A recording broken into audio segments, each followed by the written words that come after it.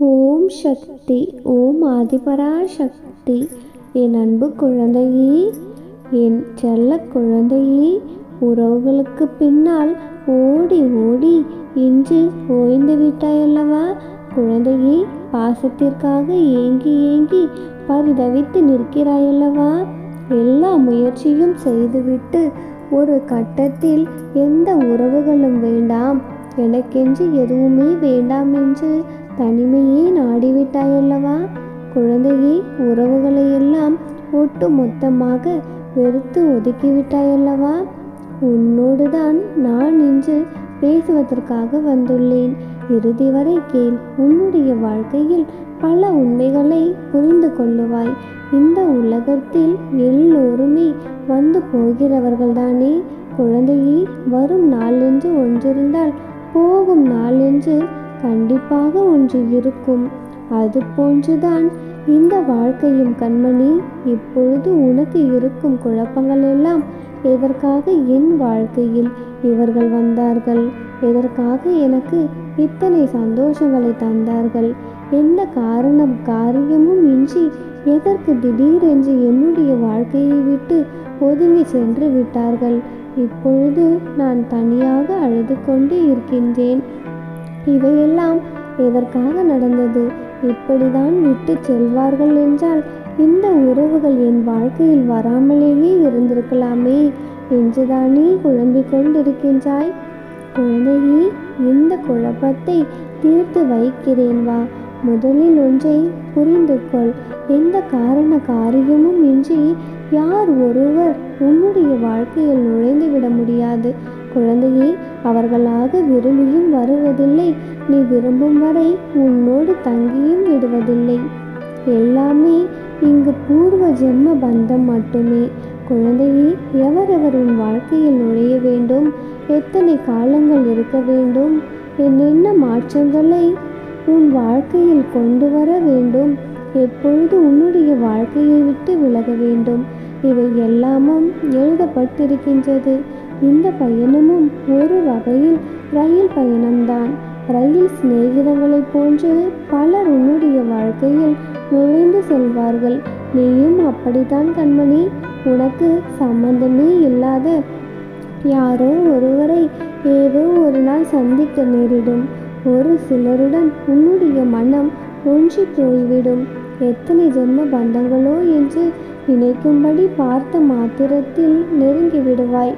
அதை தோழமையாக இருந்தாலும் உறவாக இருந்தாலும் சரி, ஒரு சில சமயத்தில் சில பேரை உனக்கு பார்த்ததும் பிடிக்காமல் கூட இருக்கலாம்.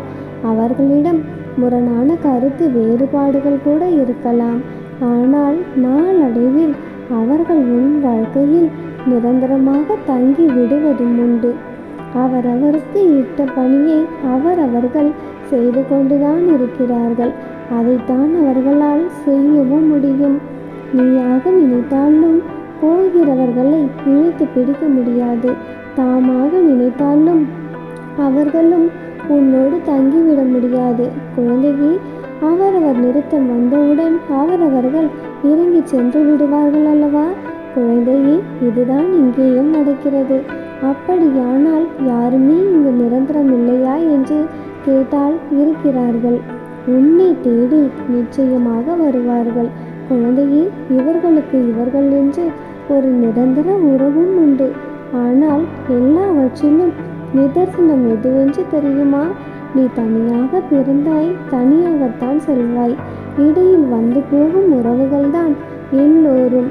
உனக்காக படைக்கப்பட்ட உறவு நீயே விட்டு சென்றாலும் அது உன்னை தொடர்ந்து வரும் குழந்தையே. இந்த உண்மையை நீ புரிந்து கொண்டால் இனி நீ கலங்க மாட்டாய். உனக்காக என்றும் உனக்கு துணையாக உன் அம்மன் நான் இருப்பேன். நானே உனக்கு நிரந்தரமாக இருப்பேன் குழந்தையே. நீ யாரையும் நம்பி ஏமாற தேவையில்லை. எப்பொழுதுமே உனக்கு துணை இருப்பேன் என் குழந்தையே.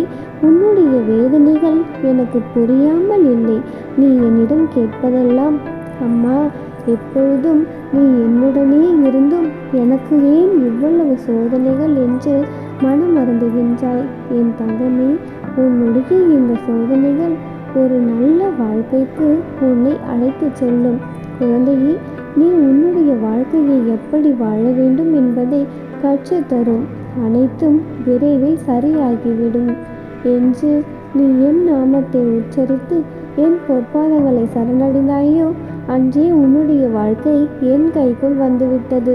கர்மாவினால் நீ செய்த கஷ்டப்பட்டாலும் உன்னை தோல்வியடைய நான் விடமாட்டேன். குழந்தையே, உன்னுடைய தேடல் நேரம் முடிந்துவிட்டது. இனி புதிய வாய்ப்புகள் உன்னை தேடி வரும். எல்லாம் நன்மையாகவே கைகூடும். குழந்தையே, நான் உன்னை ஆசிர்வதிக்கின்றேன். உன்னுடைய வளர்ச்சியை அதிகப்படுத்துவேன். நீ மென்மேலும் சிறந்து விளங்கிட நிச்சயமாக நான் வழிவகுப்பேன். உன்னை பன்மடங்கு பெருகச் செய்வேன். குழந்தையே, உன்னை சூழ்ச்சியால் வீழ்த்தியவர்கள், துரோகம் செய்தவர்கள் முன்பு அவர்களே உன்னுடைய வளர்ச்சியைக் கண்டு அதிசயிக்கும் வகையில் உன்னை நான் மேன்மைப்படுத்துவேன். குழந்தையே, அதற்கான தீவிர மகிழ்ச்சியில் முழு வேகத்தோடும் ஈடுபாட்டோடும் உன்னை நீ தயார்படுத்தி கொண்டிரு. உன் சக்திக்கு மீறி நீ சோதிக்கப்படுகிறாய் என்றால் குழந்தையே, நீ எனக்கு மிகவும் நெருக்கமானவர் என்ற அர்த்தம். கவலை கொள்ளாதே குழந்தையே. எல்லா திசைகளிலும் நானே உன்னை சூழ்ந்து நிற்கையில் நீ எதற்காக பயப்படுகின்றாய்? குழந்தையே, நீ எனது பிடியிலேயே இருக்கின்றாய். நானே உனது தாய், நானே உனது தந்தை, நானே உனது பாதுகாவலன். நீ கலங்குவது வீண். நான் எங்கிருந்தும் உலகை ஆள்வேன் என்பதை உனக்கு தெரியாதா? குழந்தையே, இவ்வுலகில் உள்ள எல்லா மனிதர்களிலும் பக்தியுடனும் அன்புடனும் என்னை நினைப்பவர்கள் பக்கத்தில் நான் காலம் காலமாக இருப்பேன். குழந்தையே, நீ என்னை முழுவதுமாக நம்பி வந்தால் வெற்றிக்கான பாதையை உருவாக்கி தருவேன். ஆனால் ஒன்று கண்மணி, உன்னுடைய வாழ்க்கையில் பூக்கள் மலரப்போவது உறுதி. நீ நூடூடி சுபிக்ஷமாய் எல்லா வளங்களையும் பெற்று நல்ல ஆரோக்கியத்துடன் எப்பொழுதுமே நிம்மதியாக என்னுடைய ஆசீர்வாதங்களுடன் ஜெயமாக என் மகனாய் என்னுடைய அரவணைப்பில் வாழ்வாய். நம்பிக்கையோடு நீ இருந்தால் உன்னுடைய வாழ்க்கையில் எப்பொழுதும் நல்லது மட்டுமே நடக்கும். நானே உனக்கு துணையாக, எப்பொழுதும் உனக்கு நிழலாக உன்னுடனே இருப்பேன். என் அன்பு குழந்தையே, இனி நீ கலங்க வேண்டிய அவசியமில்லை.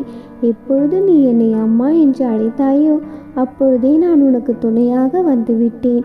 நல்லதே நினை, நல்லதே நடக்கும். ஓம் சக்தி. ஓம் ஆதிபரா சக்தி.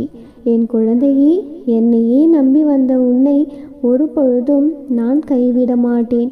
என் இதயத்தில் உனக்கென ஒரு இடத்தை பெற்று விட்டாய் குழந்தையே. இனியெல்லாம் நல்லதாகவே நடக்கும். ஓம் சக்தி. ஓம் ஆதிபரா சக்தி.